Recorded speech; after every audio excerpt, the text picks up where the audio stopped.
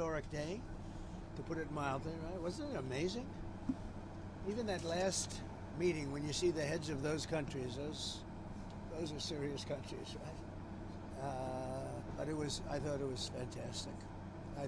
And seeing the so-called hostages, but those kids come back home and the way their parents just went crazy. Your father would not be that way with you.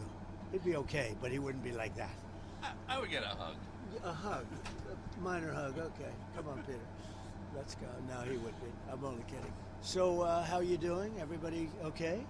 Every good? How are you feeling? I feel good. I mean, it's a long day, right? It's a long day, and we did a couple of big ones. That first one it's getting great reviews. I will tell you. There's a lot of meat in there. They're dissecting it and just playing it all night long. It's been very good. I think it's a very important day because nobody thought this was possible. So it's very good. And the press has been very respectful for a change. Doesn't happen often. Go ahead, Peter. Let's go. What does it tell you about the world that it seems like you got a much better reception in Israel than you would get in like New York City right now? I think I get a great reception in New York City. I'm not saying that you don't, but it was on another level today. Well, yeah, you're right. It was incredible. But I went to the Bronx, and we had 31,000 people in a park in the Bronx in New York City during the campaign. 31,000. You remember that? And it was the friendliest crowd you've ever seen, and very diverse. But it was friendly. I mean, New York is good. It's good. New York City, bad example, but it was. I don't know if you could see through the. Are you admitting you made a mistake? I don't believe it. This is breaking news. No, I'm First kidding. rule Let's of go. politics: never admit a mistake. Never admit. But it was in the motorcade. I don't know if you can see. There were people hanging out of every apartment balcony, inside the Knesset. Okay. So I've heard, like, they said if you did Russia or if you did, lots of different combinations, they say the Middle East blows it away. And I said, why? By experts. It's just thousands of years. Nothing's been done. It's the whole thing with the Arabs, Jewish people, this, that, everybody. It's just never been done before. And there's a certain mystery to the Middle East. I mean, look, it's only because of ratings. You're only as good as the ratings, right? If they weren't getting ratings, your people at Fox would. And by the way, Trey is excellent. He does a really good job. Really he and his whole we team. We did a very quick interview. I was running to the second one where we were pretty late. Something that we heard from some Israelis on the ground, they want to know how the peace holds when you are not the president. So 3 years from now... I can't answer it.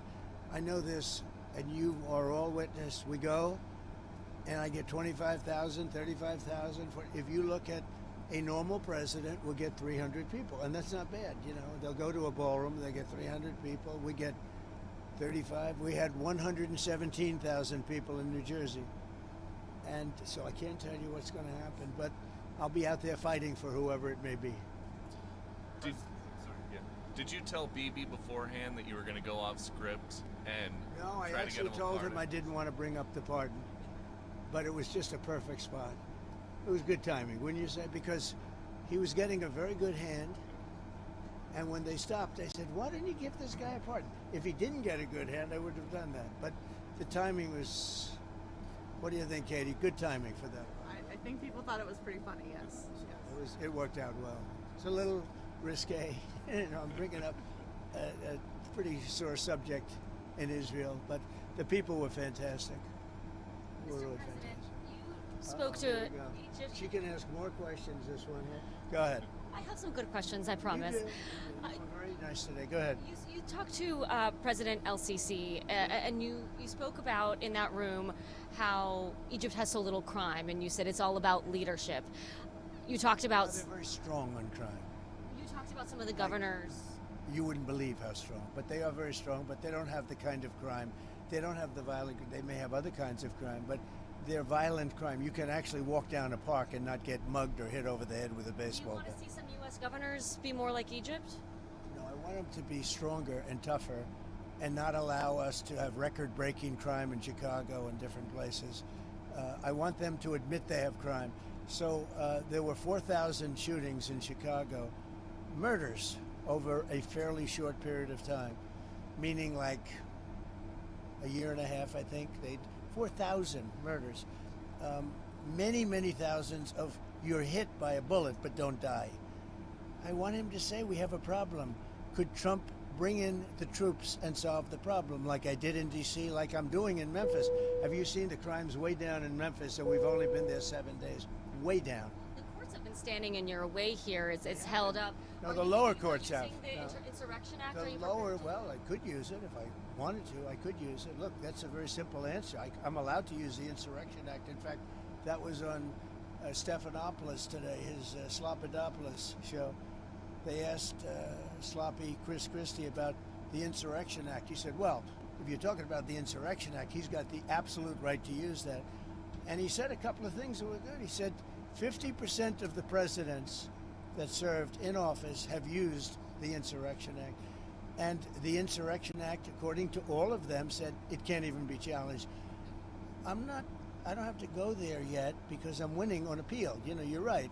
We're losing with radical left judges, generally, radical left judges, and we're winning on appeal. So we'll see what I'll be happens. speaking to Governor J.B. Pritzker tomorrow. Do you have any messages or questions for him? Well, I think he should beg for help because he's running a bad operation. I mean, he's letting people be killed in his city because he doesn't want in Chicago. And I love Chicago. Chicago can be a great city again, and very quickly. I would have Chicago cleaned out, the criminals removed, we would remove them. You know, in D.C., we took out 1,700 career criminals, hard-line criminals. That's why it's so good right now. D.C.'s setting records the other way. It's never been so safe. And the restaurants have never done better business. They're opening up new they were closing restaurants, now they're opening new restaurants. I can do the same thing on a larger scale in Chicago. And Pritzker should ask me to do it. But when you mention insurrection, I mean, you were the one that mentioned, one of you mentioned, Insurrection Act. Yeah, I mean, I could do that. And many presidents have. 50%, Katie, 50% of the presidents have used the insurrection because they don't want to go through this stuff where somebody said there's no crime and 4,000 people got shot. You know, right? You don't have to convince because she tends to be on the conservative side. Do you have an update on the Schumer shutdown and Democrats still continuing to refuse to vote for their... I mean, it's, look, they want to have health care for illegals that have come in. Many of these people are criminals, and they want to have health care. And what it also does is, you know, we have nobody coming in now. We have it really locked down. If they start winning cases like this, we're going to have a rush on our border because they're going to come up for health care and the other things that they give away. Look at Newsom. Education, health care, he gives everything away. People come up for that. People come from other countries for that. So we can't have it. We can't have that. We have people coming into our country, but they're coming in legally. Do you have any more meetings We have with the leadership? strongest border we've ever had. But they are coming in, Katie. They're coming in legally through a process. Any planned meetings with House and Senate leadership on the Republican side to figure out this week? With them, I talk to them all the time. John Thune's been great, and Mike has been great. Speaker, he's been great. Those two guys have done a great job. But we're dealing with a bunch of radical left lunatics that have lost an election in a landslide. They don't even admit that. I mean, think of it. They lost the election 2,700 in terms of counties to 525. That's where the map is entirely, right? They lost all 7 swing states. They lost the popular vote. And then they say, oh, the election was close. She says the election was a landslide. But they lie. You know, they can take any subject like Newsom does. He says, oh, no, Los Angeles is doing great. If we didn't go into Los Angeles, they would have had to cancel the Olympics. And the head of law enforcement said, and he said it very strongly, we could not have handled this if Trump didn't bring those people in. 2 weeks later, he said, oh, we could have, because he was told to say that. But we did a great job in Los Angeles. You wouldn't have, first of all, you lost half of it with the fires. And this would have been, I think this would have been maybe even worse. They had no control. When we went in, the police had totally lost control. And he admitted it. The head, whoever he is, whatever his name is, he admitted it very strongly. What's your reaction to President Bill Clinton giving you credit for ending the war in Gaza and I've others always liked Bill Clinton. I've always gotten along with him. He used to be a friend of mine. Came to my wedding, you know. So did she. People don't know that. But no, he's. I've always liked him. I thought it was very nice, actually. And what is he doing? He's telling the truth, because nobody else has been able to do it. Talking about the Middle East, yes. Mr. President, I wanted to ask you about your conversations with world leaders today. You said that everybody is unified over your plan, but we heard from President Sisi calling for a two-state solution, an independent Palestinian state. You're talking about a different plan. I'm talking about something very much different. We're talking about rebuilding Gaza. I'm not talking about single state or double state or two state. We're talking about the rebuilding of Gaza. What's the road ahead for governing Well, Gaza? we'll have to see. I mean, a lot of people like the one-state solution. Some people like the two-state solutions. We'll have to see. I haven't commented on that. How do you see bridging that gap, though? Because you have the Arab countries. At some being point, very I'll clear decide about what I think is right, but I'd be in coordination with other states and other countries.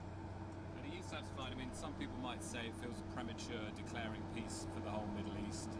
3,000 years of peace and so on. You want more people to be killed?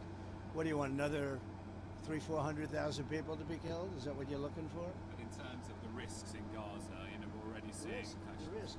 So you mean let them fight on for another couple of years and let some more buildings fall down on top of people and keep it going? No, we did it the right way. We did it. I think our timing was perfect, actually. In terms of You don't really mean that. You mean you want them to fight on, right? I'm just asking about the phase 2 of the negotiations and how confident you are that those can get underway in the two. We have a lot of power. That was a power room.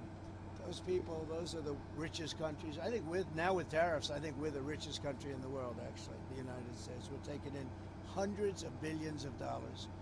But those are, really seriously rich countries, and they can handle it. Some of those players, and particularly Erdogan, could they also help in the war between Russia and Ukraine? Yeah, Erdogan can. He's respected by Russia. Ukraine, I can't tell you about, but he is respected by Putin. And he's a friend of mine, you can see. Why? I get along with the tough ones. I don't get along with the weak ones. I get along with the tough ones. I don't know what that is, but Erdogan's been great with me. When NATO has a problem with Erdogan, which they often do, they call me to talk to him.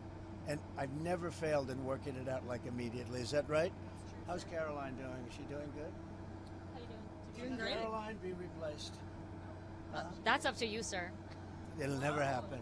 Nobody wants It'll to never say happen. that. Look, Thank you. that face and those Katie and those lips, they move like a machine gun, right? Do you want to elaborate on the countries you consider weak? They really are. Okay, what? Do you want to comment on the leaders you consider weak who are in that room? No, I won't comment on that, but you know probably who they are. But Just anyway. briefly before we... I don't know really. Yeah, there were a couple in the room, but overall, I thought that was an amazing group of people.